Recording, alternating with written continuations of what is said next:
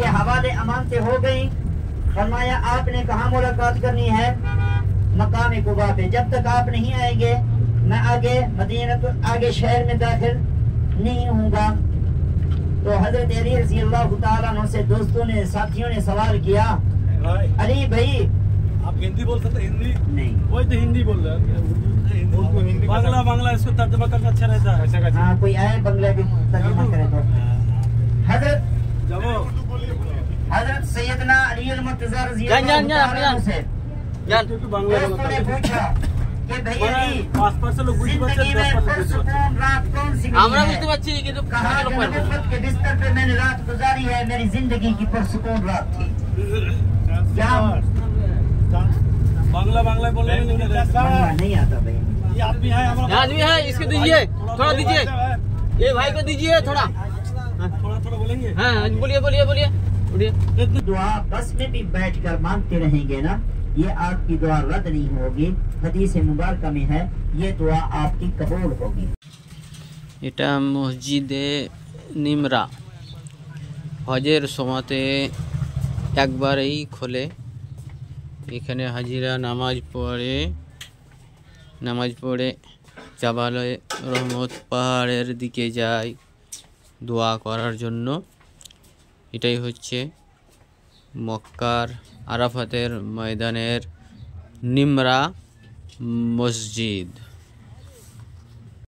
উমরার হাজিরা যারা আরাফাতের ময়দান দেখতে আসে তারা এসে এখানে খোলা, এই মসজিদটা খোলা দেখতে পায় না, বাইরেই দুরাকাত নামাজ পড়ে নেয়, নিয়ে জাবালে রহমত পাহাড়ের দিকে যায়।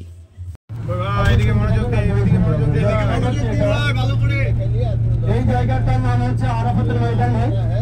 এখানে হুজ্জাজ কেরাম 4 থেকে 5 ঘন্টা এখানে দাঁড়িয়ে আল্লাহর কাছে দোয়া করেন, নবী করিম সাল্লাল্লাহু আলাইহি ওয়াসাল্লাম করেছিলেন। দ্বিতীয় কথা হচ্ছে এটা আরাফাতের ময়দানে আরাফা যদি না হয় তাহলে হুজ্জাজ কেরামদের হজ আদায় হবে না। দ্বিতীয় কথা হচ্ছে এখানে একটা সব থেকে ভাইটাল জিনিস আছে, সেটা হচ্ছে কি জাবালে রহমত পাহাড়, যে পাহাড়ে দাঁড়িয়ে নবী করিম সাল্লাল্লাহু আলাইহি ওয়াসাল্লাম খুতবা পেশ করেছেন। বিদায় খুতবা আমরা সকলে জানি, আমরা বাঙালিরা যারা জানি সকলে জানি এটা আরাফাতের ময়দান। সেই জন্য আমাদের মধ্যে তো দোস্ত এইখানে নবী করিম সাল্লাল্লাহু আলাইহি ওয়াসাল্লামের যে শেষ আয়াত আল-ইয়াওমা আকমালতু লাকুম দীনাকুম ওয়া আতমামতু আলাইকুম নি'মাতি ওয়া রাদিতু লাকুম আল-ইসলাম দীনা। আমাদের মধ্যে দোস্ত এই কোরআনের একটা শেষ আয়াত, যদি পড়া বিসমি রাব্বিকাল্লাযী খালাক যদি প্রথম আয়াত হয় তাহলে কোরআনের শেষ আয়াত হচ্ছে আল-ইয়াওমা আকমালতু লাকুম দীনাকুম ওয়া আতমামতু আলাইকুম নি'মাতি ওয়া রাদিতু লাকুম আল-ইসলাম দীনা। मैदान अरफात के अंदर जो मस्जिद निमरा है ये भी एजाज है कि ज़ोहर और असर की नमाज हाजी इकट्ठे पढ़ के फिर उसके बाद दुआएं मांगना शुरू करते हैं मगरिब तक, और जब सूरज गुरूब होता है तो यहाँ निकलने का हुक्म है और मगरिब की नमाज पढ़ने का हुक्म नहीं है। मुज्जली किराम, और मगरिब और इशा की नमाज मुज़दलिफा के मैदान के अंदर पढ़ी जाती है। जो हम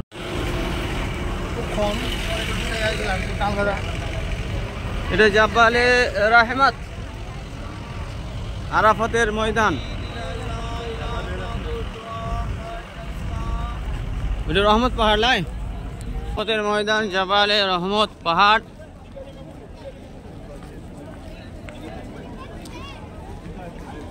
চাপতে টাইম লাগবে প্রচুর। হ্যাঁ না দিদি সময় দিবে না, এই সময় দিবে না, টাইম লাগবে প্রচুর। ওই চূড়াতে চাপতে হবে, ওই উঠতে কত সময় লাগবে জানেন? কমই টাইম দিলে আপনাকে 30 মিনিট দিয়েছে। চলেন ভিডিও বন্ধ করে দৌড়ব, অনেক টাইম আছে।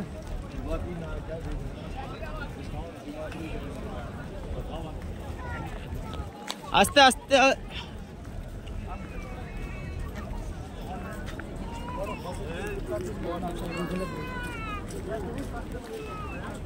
তুমি হাঁটতে যদি না পারো যেখানে থেমে যাবা।